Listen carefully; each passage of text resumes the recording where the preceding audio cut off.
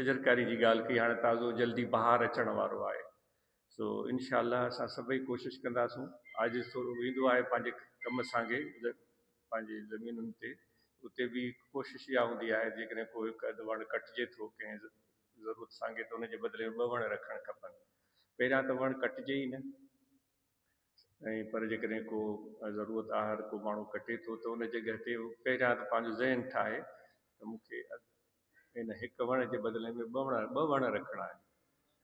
इन्हनि ख़ुदा जी हीअ धरती आहे ऐं अलाह तबारक व ताला जी नेमत आहे, ऐं अलाह ताला असांखे एॾी दौलत इहा धरती जी सूरत में बख़्शी आहे। इन में असां बहितरीअ जो सबबु बणिजूं, ख़राबी, वीरानी, बर्बादी जो सबबु न बणिजूं। ऐं इंसान असांजे हरकतुनि जे करे इहे धरतीअ जो माहौल ख़राबु थो थिए, असांजी लापरवाहियुनि जे करे वण मुतासिर था थियनि, पखी मुतासिर था थियनि, माहौल ख़राबु थो थिए।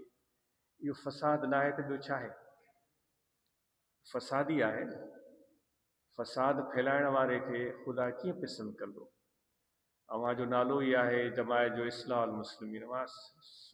इस्लाह ऐं भलाई ऐं बहितरीअ जे आसारनि तरफ़ असां कोशिशि कयूं। तो इन लाइ वणकारी जी कोशिशि थिए, ऐं दोस्त जेके बि सूबाई बाडी आहे, मरकज़ी बाडी आहे, बाक़ाइदे हिकु रहनुमाई फ़राहम करे असांजे दोस्तनि खे कहिड़ा वण लॻाइण खपनि।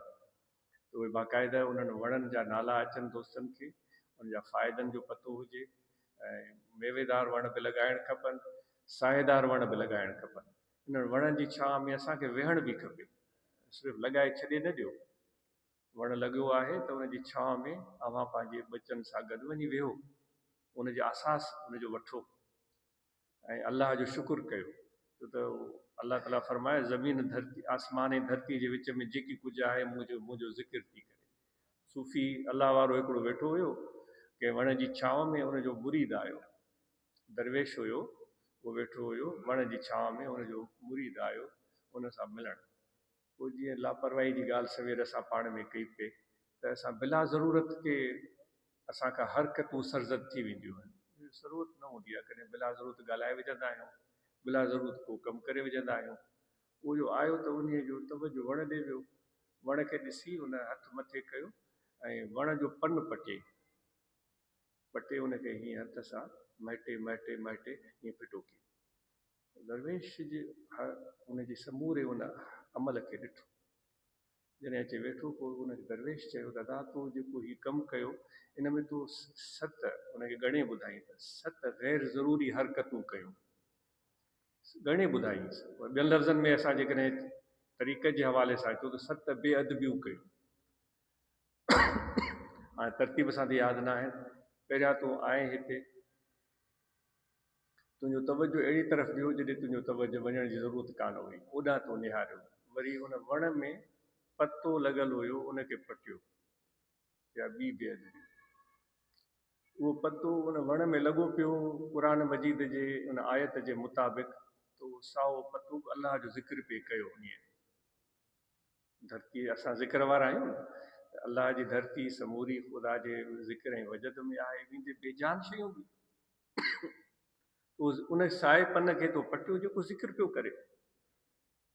वरी उनखे तो भला तूं पटियो तुंहिंजे कंहिं कम में अचे हा, तोखे कंहिं पंहिंजे जिस्म ते पंहिंजो को फट जो को इलाजु थिए हा, अलाह न करे, या कंहिं दवा जो वजह बणिजे हा जंहिंमां तूं पंहिंजे माइदे में उहा शइ मोकिले हा, तुंहिंजी का सिहत बहाल थिए हा, अहिड़ी बि ॻाल्हि कान हुई। भला उहो पटे कंहिं जानवर खे खाराए हा, उहा बि ॻाल्हि कान हुई। माना उनजो ॻणाईंदो वियो, उनखे खणी तूं फिटो करे छॾियो। त अहिड़ी लापरवाही जी बुनियाद ते हिकु वण जे पन पटण खे उन दरवेश नापसंदीदा करार ॾिनो। तो बहरहाल असां वण न सिर्फ़ु लॻायूं न, उनजी छांव में वेही अलाह जो ज़िक्र बि कयूं, पंहिंजे औलाद सां वेही करे उनजी छांव में चांहि पियो। रमज़ान पियो अचे न, उनजी छांव में वेही तव्हां इफ़्तारी करे सघो था, उनजी छांव में वेही तव्हां ॿियो कुझु करे सघो था, त जीअं उन वण सां लगाव पैदा थिए। बहरहाल त इहा बहार जी मौसम अचे पई, ऐं तो अॻमी जमायत खे चयो वियो, बाबा जेतिरा असांजी औलाद आहे ओतिरा वण त असांजे घर में हुअणु खपनि, असांजे घर में हुअणु खपनि जेतिरा वण। जीअं औलाद जी संभाल कयूं था, तीअं वणनि जी बि संभाल कयूं। ज़िक्र जी तलक़ीन कजे थी ते दिलि आहे, हिन दिलि में तवजो रखो, बीठे वेठे सुते जाॻंदे खाईंदे पीअंदे हर वक़्तु ये दिलि ज़िक्र थी करे अल्लाह अल्लाह अल्लाह अल्लाह अल्लाह। असां सभिनी दोस्तनि खे ज़िक्र क़ल्बी जी इजाज़त आहे। हे ज़ुबानी ज़िक्र न आहे, हिकु ख़्याल ऐं तवजो सां ज़िक्र थींदो। तो इन जे करे क़ल्ब खे ज़िक्र में शागिल कयो ऐं मुराक़बो कयो रोज़ाना, जीअं कि असांजे तरीक़े आले जी तइलीमात में मुराक़बे जी अहमियत इंतिहाई अहम आहे। ऐं उन सां गॾु ख़तम शरीफ़ पढ़ो रोज़ाना। हुज़ूर अलैहिस्सलातु वस्सलाम जी बारगाह में उहो तोहफ़ो पेश कयो, अहल बैत, अज़वाज मुतहरात, खुलफ़ा राशिदीन, सभु साहब, ख़ुसूसन मशाइख़ नक्शबंद। ऐं उन सां गॾु असां निमाज़ जी पाबंदी कयूं, सभु असां निमाज़ जी पाबंदी कयूं। ऐं रमज़ान शरीफ़ अचे पियो, रोज़ा रखूं, पर जेकॾहिं को बीमार ऐं उज़र वारो आहे त उन खे उहो डॉक्टरनि जी हिदायत ते अमल करे, उन्हनि जी तइलीम मुताबिक़ कमु करे। ज़कात असां मञा जंहिं ते वाजिबु आहे ज़कात अदा करे, असां मुंहिंजा कंहिं ते हज वाजिबु आहे त हज अदा करे। मुहबत मुर्शिद सां रखणु, सोबत करणु, दिलि जो ताल्लुक़ ऐं तवजो मुर्शिद ॾांहुं क़ाइमु रखणु, इहो तरीक़े नक्शबंदीअ जो बुनियादु आहे।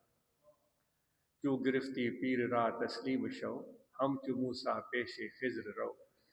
जॾहिं मुर्शिद वरितो आहे त पोइ उन जी पैरवी कयो, उन जी रहनुमाई में हलो, ॿियनि जी रहनुमाई में हलण बजाए मुर्शिद जी रहनुमाई में हलो। पोइ रूमी साहब जो घणो करे शेर आहे, उहो चवे थो जीअं मूसा अलैहिस्सलाम ख़िज़र वटि वियो हुयो त ख़िज़र अलैहिस्सलाम शर्ती इहो लखियो हुउसि त मुंहिंजी रहनुमाई में हलंदे, मुंहिंजे पोयां पोयां हलंदे, त उहो उनजे पोयां हलियो हो। अहिड़े ई नमूने सां पैरवी करणु खपे। ऐं दुआ ख़ैर असां सभिनी वास्ते। अलाह ताला जेके बि